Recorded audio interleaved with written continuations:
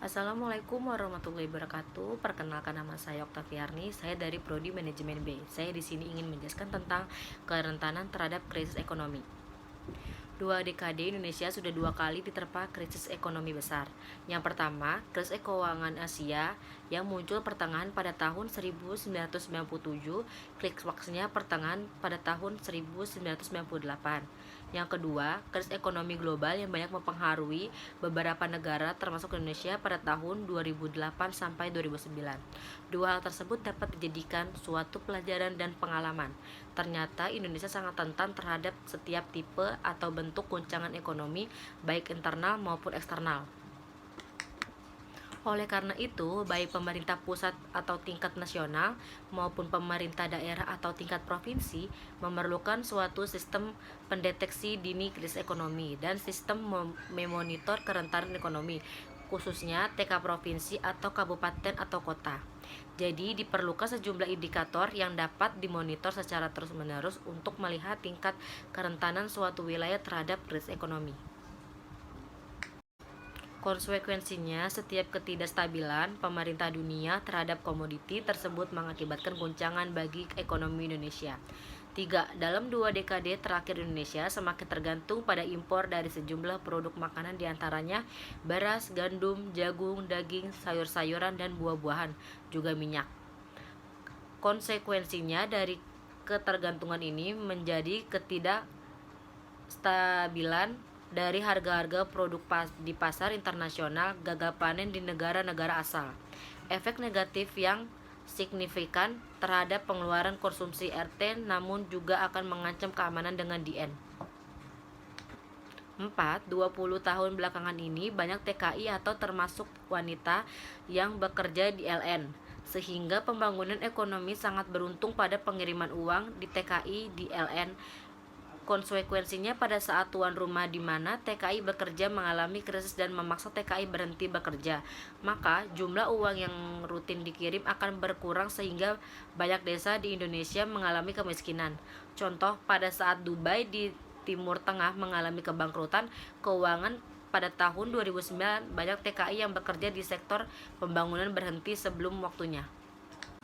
Yang kelima, Indonesia sebuah negara dengan jumlah populasi yang besar.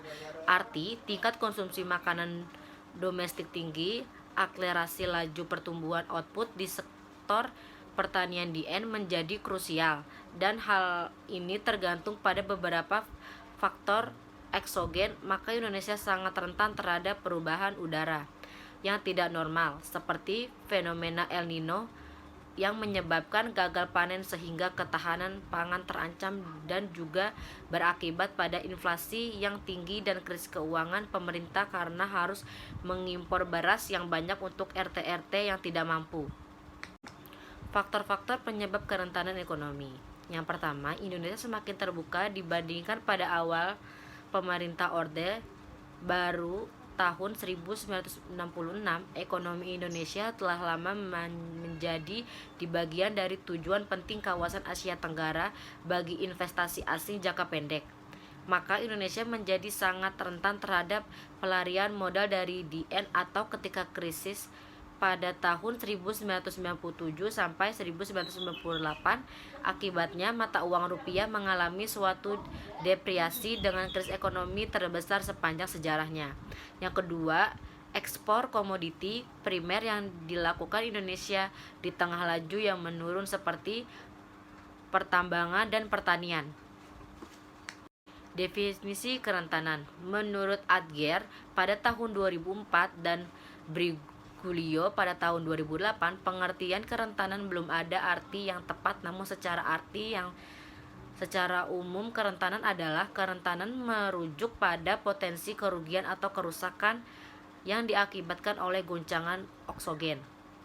Di bidang ekonomi, kerentanan ekonomi merujuk pada resiko-resiko yang disebabkan oleh goncangan eksogen atau sumber internal atau eksternal terhadap 3 sistem kunci dari ekonomi, yaitu produksi, distribusi dari output dan input, dan konsumsi. Menurut Glaumont pada tahun 2007 mendefinisikan kerentanan ekonomi dari sebuah negara dengan risiko kehancuran ekonomi atau terhentinya pembangunan ekonomi yang dihadapi negara disebabkan oleh goncangan eksogen. Menurut Gulaimon, ada dua jenis goncangan eksogen atau dua sumber utama dari kerentanan, yaitu bencana alam atau perdagangan. Sedangkan menurut Hodinot dan Q. Sumbing pada tahun 2003 lebih mengarah pada konsep kerentanan dan konsep kemiskinan yang saling terkait. Ada tiga pendekatan. Yang pertama, sebagai perkiraan kemiskinan. Dua, sebagai harapan utilitas yang rendah.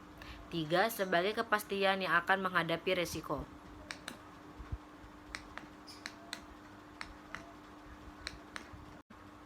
Mengukur tingkat kerentanan ekonomi.